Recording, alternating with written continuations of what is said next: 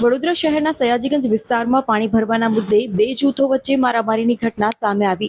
ઈજાગ્રસ્ત યુવકોનો આક્ષેપ છે કે દુકાન સંચાલક સલીમ દીવાને તેમને પાણી ભરવાની ના પાડી ધમકી આપી હતી. આરોપ મુજબ બહારથી લોકોને બોલાવી અને યુવકો ઉપર હુમલો કરવામાં આવ્યો હતો. મારામારી દરમિયાન તીક્ષ્ણ હથિયાર વડે હુમલો કરાતા બે યુવકો ઈજાગ્રસ્ત થયા હતા. આ ઈજાગ્રસ્તોને તાત્કાલિક સારવાર માટે એસએસજી હોસ્પિટલ ખાતે ખસેડવામાં આવ્યા હતા. ઘટનાની જાણ થતાં જ પોલીસ સ્થળ ઉપર પહોંચી અને તપાસ શરૂ કરી હતી. બંને પક્ષોની ફરિયાદના આધારે ક્રોસ ફરિયાદ નોંધી પોલીસે કાયદેસરની કાર્યવાહી હાથ ધરી છે. શું થયું હતું? શું બનાવ બન્યો છે?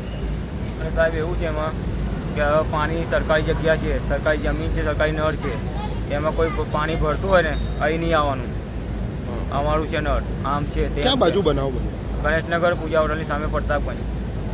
તો અમે લોકો પાણી ભરવા જઈએ ને થોડું દાદાગીરી કરે, અહીં નહીં આવવાનું. અમે એની દુકાન છે, દુકાનમાં લેવા બી જઈએ ને તો કે અહીં નહીં આવવાનું. બાજુની દુકાનમાં તમે કેમ ગયા? બે દુકાન જોડે જોડે છે દિવાલમાં.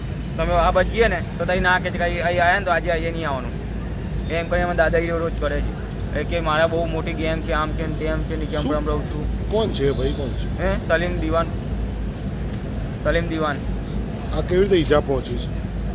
મને છે ને એ સ્ટમ્પ માર્યું.